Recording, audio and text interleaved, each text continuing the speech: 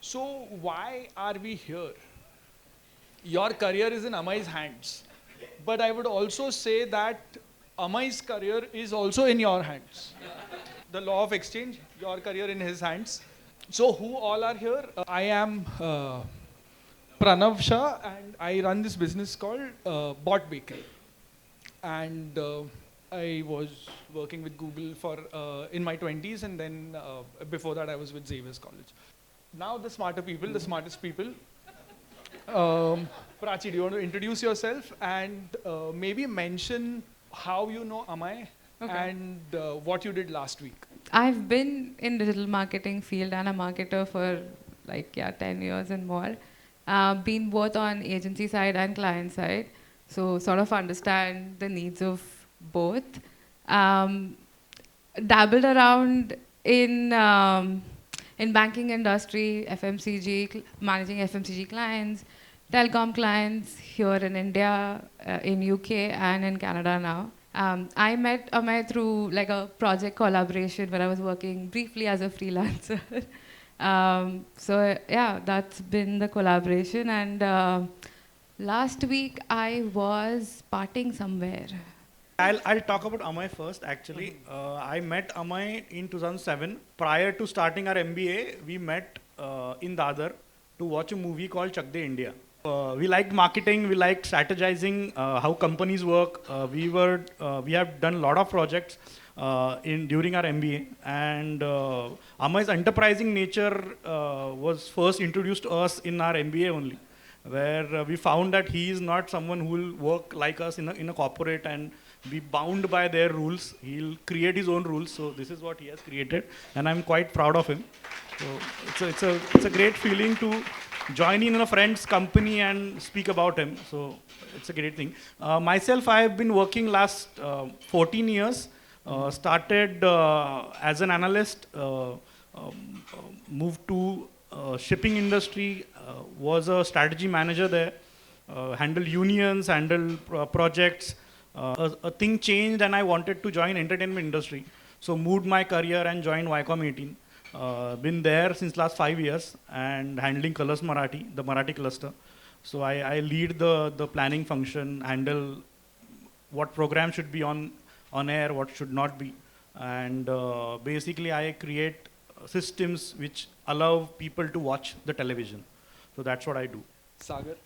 Yeah, again, the same way, engineer, working in software industry, got bored, one fine day, let's quit job. No, let's take a home loan and then quit a job. Got employed by my partner, who is the more hardcore marketing personality out there. And I'm a kind of a tech guy. We both run a video production agency, Shooting Stars. From last 7 years, working with good brands. My role in my organization is kind of like, I direct ad films. I'm the lead conceptualizer and the creative director, the post-production part. And in short, if I don't want to use this jargons, जब कोई client brief देता है, तो मुझे जोर से idea आना चाहिए. That's it. And what did you do last week? Last week, I think I was in Goa. I think that clarifies. So what are we doing? We are doing some charcha. And on what are we doing charcha? Building a growth mindset, how continuous learning fuels all round development in marketing. So we are, to break that down, we are leaning on the 4 fundas of the 4P solutions. So the first one is जो दिखता है वो बिकता है. And since you come from, Sagar, you come from a very visual industry, do you want to take this one and Sure. share a story from your journey, especially the one post your home loan? कि जो दिखता है वो बिकता है. हाँ. Yeah, as I say, home loan leke quit karna. Okay, this is where the rocket theory comes into the picture. I hope everyone is aware of the rocket theory. You know, where from where the flames come out, right? And that's what pushes you to go ahead. That's what happens. And with respect to learning, okay, I'm a self-taught filmmaker. I believe that in this current age, it's with the age is of skills and innovation. If someone says that I'm unemployed, I think usko joote se marna chahiye. Okay, that's first thing. Okay, so when you learn things, and you think that this is my scope, that's where your end has come. There is nothing out of your scope. That's what we believe. Okay. As usual, I started with photography. I learned photography on my own, did a lot of shoots, tried doing on the product part as well. Then, no, let's move ahead. Let's handle camera on the motion picture side. We did a couple of projects. Then we moved to the commercial part. The concepts were good. The ideas were good. I had my partner is good in line production. We brought in her knowledge, and it always multiplied. Until now, when we say it's a B2B production agency, I mean, of course, in digital marketing also, every client we have to deliver, I mean, it's a tailor-made. The brief is always unique, and we have to deliver in the same format. And that's where our growth increases, and that's how we go ahead. Right, right. So one question there, since you deal with customers and getting their approvals, client approvals on the visual deliverable, maybe you could share some example that comes to mind where you had to be chalak to get an approval on what you were presenting or pitching. We learned this actually a very hard way. Okay, one of our very early clients, it was ICICI Bank. They had, I think, 15 level of approvals. There was a visual, there was an AV which we shared. Okay, so since I come from a software background, we use the versioning part, V1, V2, V3. Okay, the way the files go out. Okay. And for the first time, it was kind of challenging for our team because I was gonna get back to them on a lash on them, saying that this is the 11th version which has gone down and the client does not approve. And they're like, sir, client रुक ही नहीं रहा है, sir. Feedback नहीं, changes, new changes आ ही रहे. I'm like, okay, let's see. Eventually, at the V17 version 17, it got approved. Okay. And we closed the project. We had a meeting later. Then we identified V70 and V1 was exactly same. Exactly same. Okay. What we learned is like you need to gauge your client. Okay. Before delivering the product, I'll say work on his desires, not on his needs. Okay. Sometimes the client is finicky, or sometimes I'm not supposed to say this, but koi I'm so sorry to use this word, but that's how it works. So yeah, to work on the desires of your client, then focus on the needs. That's what I believe. And I mean, 17 is all great. I mean, it's crazy, but I don't think the staff here at 4P Solutions would have that luxury to go into 17. So what is your suggestion to them to keep it to like 2 or 3? No, I would say if it's a new client, there is the possibilities are limitless. Okay, I mean right now with the same client, version 2 is the top notch we go to. Okay, we deliver it fast. The only feedback is like, वो end slide पे disclaimer गलत है. I'm like, okay, we'll work on that. Okay, that's how it's good. But for 4P, I'll say again, work on your client. I mean, work on. There's a thing which I'm not able to explain, but Roshni out here, she's actually working on it. The term is decoding brief. Okay. जो दिखता है वही बिकता है, correct है, but client बहुत बार जो बोलता है वो चाहता नहीं है. Okay. Work on those gaps. So maybe उधर शायद desires में कभी-कभी दिख जाता है कि what he's exactly wanting. Got it. So that's where we operate. That's a good one. Thanks for sharing. So you seemed like you had an example in mind when he was talking. You want to No, share I that? was just talking. I was just thinking about when he said version 17 because I've been in corporate HDFC Bank. We've seen all of that because I was on the other side of getting those approvals through the chain. So like what he said is correct. It really depends on who that approver is and what is he thinking about because that could change the next day. Sad but true. But I think, as he mentioned, also decoding that brief. So what happens is the client wants to say something, but that's not exactly what he wants. So having those conversations, maybe showing some samples or asking them for you know, which, like amongst 5 of these samples, which would you prefer, or which is the way you would like to have the output as? That would probably give you some sense of what the client is looking for, and that may be completely different from what he has given in the brief. We do that on an agency side right now that I'm working. Is that, do you have any competitors in mind? Do you have any samples that you've seen that you would like us to create or similar to it? I think that sort of helps us gauge the creative angle of that brief, and then once we go into the presentation, I think that's how we win the client. Has been my experience so far. Right. So the other question I had for you is at Colors, Yeah. how do you see internal visibility? Because for जो दिखता है वो बिकता है, I think Amay also hinted at taking initiatives and you know, building that internal visibility as well as visibility with the customer. So they have both shared the customer side of things, but from an I've been always on the business side.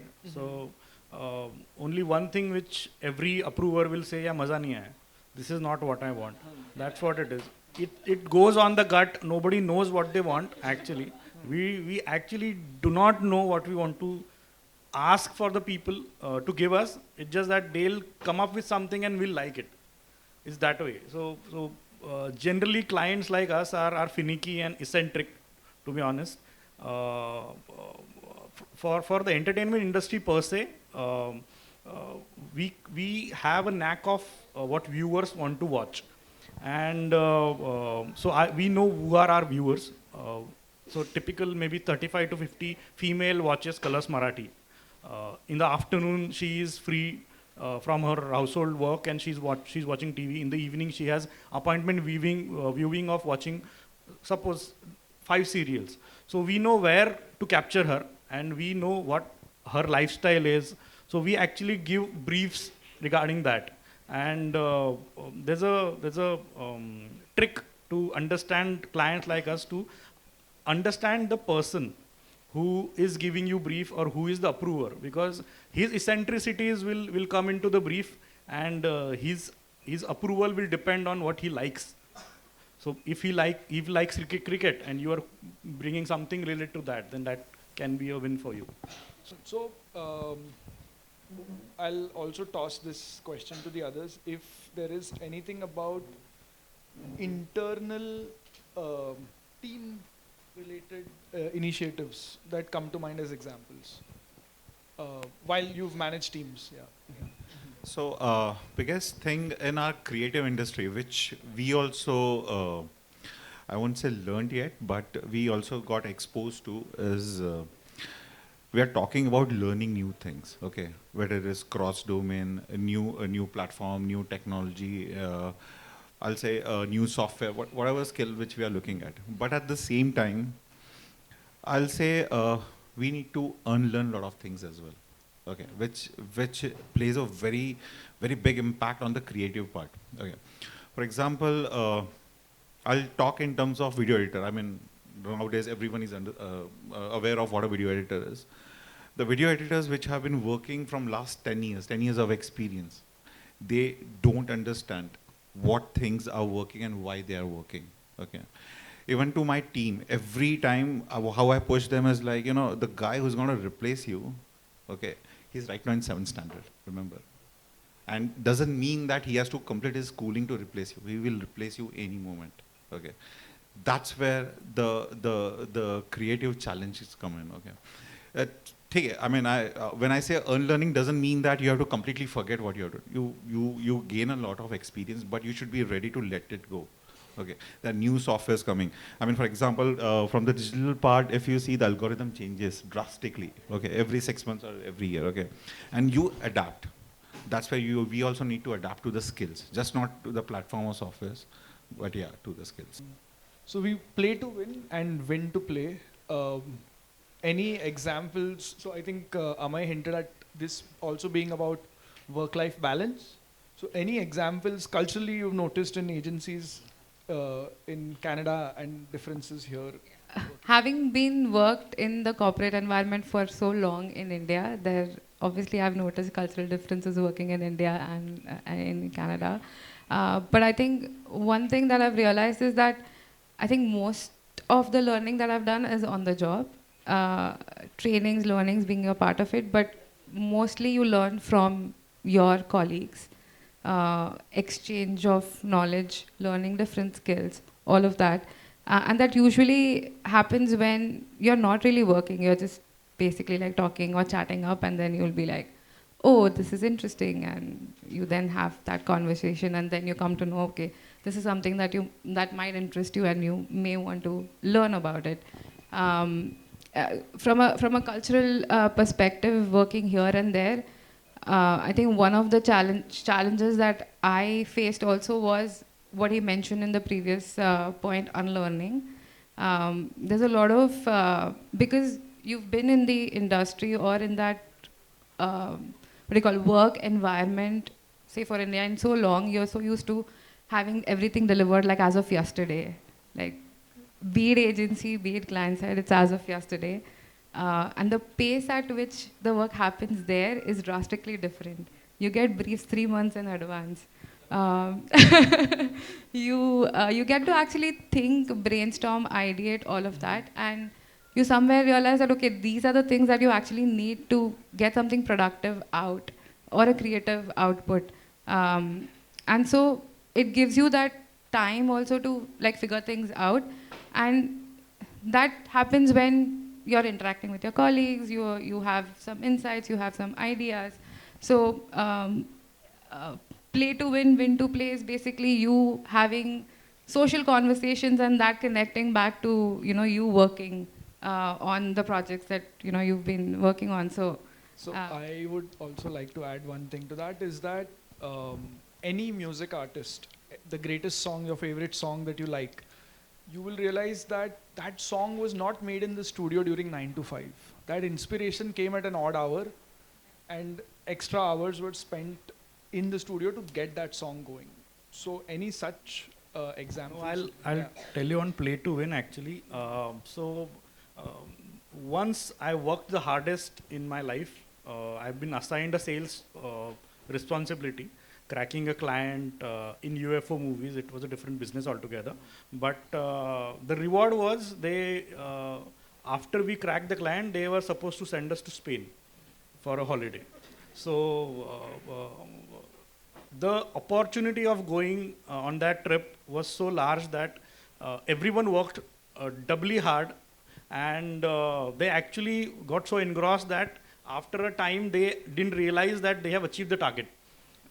They actually overachieved, and that Spain came as a pleasant surprise. So play to win, win to play is very important in a corporate setting per se, because you have to move people forward, and rewards are much higher when you put that much effort and the targets are clear to your mind, and you create an environment which is kind of conducive for everyone to actually work in tandem, and which can help the entire team.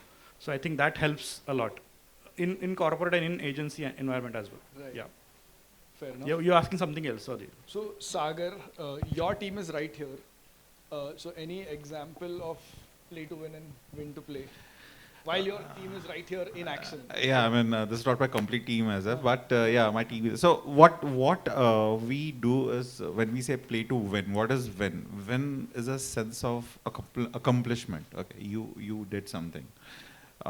That's what we treat every project as. Okay, you create something. Okay, so it's something like whenever a visual or a event when we complete it. Okay, it's the team who did it possible. It goes back to my roots where they always said that Sagar, you have a very cruel boss.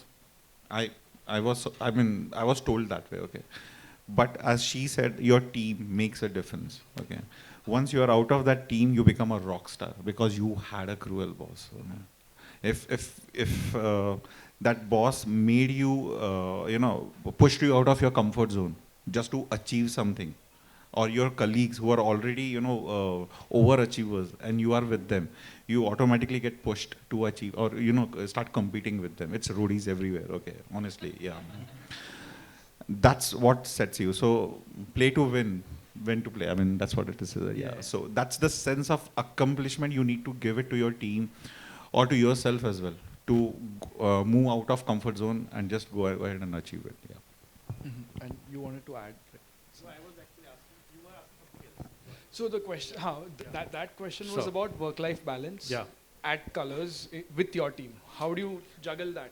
So COVID made a lot of difficult things in our lives. So we have been working from work from home for last 3.5 years. This year we started working from office. So it was a difficult transition for everyone to make work life happen during these times and after the difficult times that we went through. So it's just that you have to be empathetic to your team and have empathy to listen to them, what they are going through in their personal lives as well as in their work lives. So you just have to listen to them, and I think more than often, only listening to them makes them better and makes your life better as well, and your work better as well. Work-life balance is in your hand, I think. When you put so much effort that you forget, आप भूख प्यास भूल जाते हैं और आप काम करते हैं, I think that is your life as well. There's a thin line. So it's always a priority, whichever. So Padega 4 p.m. तो Badega 4 p.m. Any one suggestion or an example from your journey where you upskilled yourself and that really made a difference? My learning and me moving different roles has just been self-learning, talking to people, getting to know, upscaling. But so I decided to actually move to Canada in pandemic. Though I've had the experience of working in that industry for so long, but I was like, let me upskill myself from say a certification or a training aspect that might help me in securing a job over there. So went back again to the roots, did those certifications, and that actually helped me in landing job over there.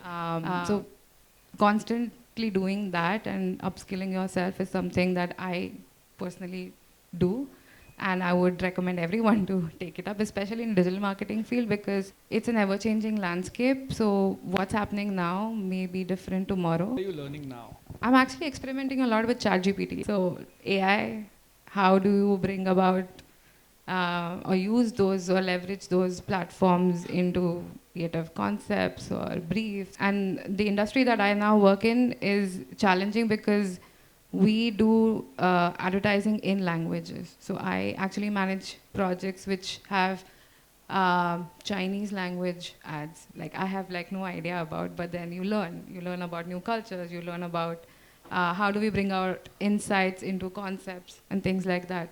So researching, learning, using different platforms, skilling, all of this really helps. So in my MERS days, I've pestered a lot my boss that I want to go to IIM Bangalore to learn a strategy course. So he was not approving it. So I somehow got it approved, and that was a big win. So it's always what you want to do. Actually, it starts with that. So that happens. You have to pester. You have to find out what you want to grow into. During my career, I have learned a lot of things on the job. So cross-functional things you can learn in any company for that matter. So I've learned, I was a marketing MBA. I've learned financial analysis after my MBA. Numbers helped me a lot growing. I learned coding. I coded, created dashboards and created performance measurement apps basically for our company. So these things you learn on the job when you are tasked with that and you want to prove your point to someone. So cross-functional, you can learn from me, I can learn from you. Maybe a content person can learn from design person can learn from sales. So that's what happens in real life as well, and in a corporate as well, where you can ask and there's always help available. So And what are you learning these days? I'm learning how to shoot a proper feature film actually, how to compose a frame and how a cinematographer actually creates the visuals. So I am learning that as of now. An example from your career where learning something made a big difference. Upskilling made a big Yeah, I difference. mean, I think I said this earlier. For me, learning, first, you need to identify what you want and what you need. Okay, but you go anyways, it's gonna help you. Okay, I was, functional testing. Okay, I was working for database transactions and I was verifying them and I got bored. Let's learn photography. That's how I entered. Did small couple of projects for my friends, free of cost. Okay, let's do it. Okay, and today I am here. Okay, when I look back, what if I would have learned that? Okay, I would have been still doing good, but I would have been unhappy with what I'm doing. Okay, so apart from that, what he also said is like learn from your cross-domain departments. Okay, something or the other works. As I said, life when you're working in a team, it's like roadies. Okay, how much ever you are best friend with your colleague, but when there's an opportunity, you grab it. And how you grab it by knowing his work. Okay, and that's what corporate life taught me. But here in startup culture, it's like always push, push. I mean, at the same time, when we run a company, our team is our shadow. If the bosses are not upgrading, why would they? So that's the challenge we live up to. So the assignments from my end, from my team is like, जाकर वो film देखो, वो shot देखो, we're gonna recreate it. Okay, do that post production. I want that kind of tonality. Okay, that's how we operate. Right. And what are you learning these days? So basically there are two courses from Udemy in my inbox. One is guitar, and I'm working on an app where I mean I'm not going to disclose that. I'm sorry. Okay. So the next one is law of exchanges, and I think it's a lot of you mentioned about learning from your peers. Anything you want to expand on, maybe with an example, thoda narration of a story that comes to mind, like that really happened, satya ghatnaon pe aadharit. Yeah. We've been talking about like me being a digital marketer, but I've sort of moved roles within the organization. So touching upon the law of exchange, learning on the job, learning from colleagues, just learning on internet. I've actually ended up moving from marketing to innovation and projects, digital projects. Knew nothing about it, but somehow because I was working on social media platforms, so creating digital products on social media platforms was one of the job responsibilities. So Facebook banking, chat banking, WhatsApp banking, so all of those things. Like knew nothing about the product, the platform per se, but knew about social media and how it works. So yeah, spoke to the startup people, fintechs, all of that. Spoke to the business teams internally, understood their requirements, created business cases. Just talking to people, getting to know, solving their problems and creating work out of that and creating projects out of that. So I think somewhere you proactively approaching people, talking to them, listening to them, understanding them, doing your own research and then actually implementing them is like, I feel like that's like the greatest achievement that you can have in your career. Where you know that you've learned something by yourself or something and then you had no idea about, and then you've created something out of it. So I think, yeah, that definitely helps. That gives you like a confidence boost and a morale boost also in terms of your career journey. So yeah, that is how I sort of transitioned from marketing to being an innovation project manager, and then actually jumping from marketing to IT team also. I'll just tell one thing. Whenever some opportunity comes, you just raise your hand. That's what happens actually.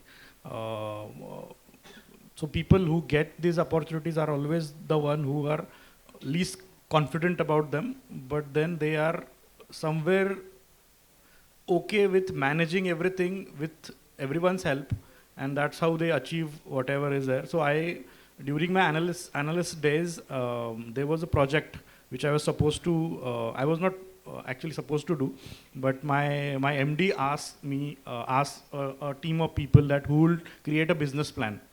I was a 1 year experienced guy, and I raised my hand, and he actually asked me, do you know what a business plan is, how to make it? So I said, no, I'll learn. And I've learned in my MBA. So he said, MBA days are over. This is a real world. These are different business plans. You don't make these in MBA. But then you actually find out when you get the task in your hand, you find out how to make ends meet and how to create something out of nothing. So and your colleagues, your team, your cross-functional teams help you a lot. If they don't, then you have to find out someone else in the same team. But you have to find ways when you have to do something. And the immediate answer is your colleagues, which can help you. For me, if I give you an example, it was a 9-year-old kid who gave me a big surprise. My niece, she set a record. We just wanted to create a case study, and we thought, let's make a video on her. Some fun, stupid video, and when she grows up, she might laugh on that. Okay? She made 2 videos. I mean, she did not shoot and all, but script, execution, edit was done at my studio. And we completed 2 videos in 4 hours. Okay, that was a record. She created an algorithm for me that how thought leaders should be speaking into the camera. Okay, she wrote down her points, her script, how she's going to elaborate. She mentioned that into the camera after every point. Is this okay? Let's move on to the next point. Okay, we shot in 2 hours. We did the editing in 2 hours, and at the end of the day, we had 2 videos ready, a finished video. Okay, I never posted them because the parents never wanted to show up their kid on the social media, but that created an algorithm for us that this is how it is to be done. Every time we do a project, something new comes up to us, and that's it. Law of action for us is everywhere. Every project, every brief, every client, every approval, we learn things. We'll just do one last round. Any thoughts you want to share with the team? Work hard and trust your instincts. As I said, try to understand the client more. His eccentricities are there to guide you. I think what I would like to see is next town hall in Spain, and Yes. I'll be called for. So that's what I would like to see. Yeah. I would like to just sum whatever we discussed right now and in terms of what could be the pointers or advice that we could provide to everyone over here. Probably another 4 P's that I could think of. One being, push boundaries, like learn something which is beyond your scope of work or job or responsibilities that might upskill you. Second would be like power up, basically, like learn something new from training or just talking to your colleagues, certifications, be it, especially in this field.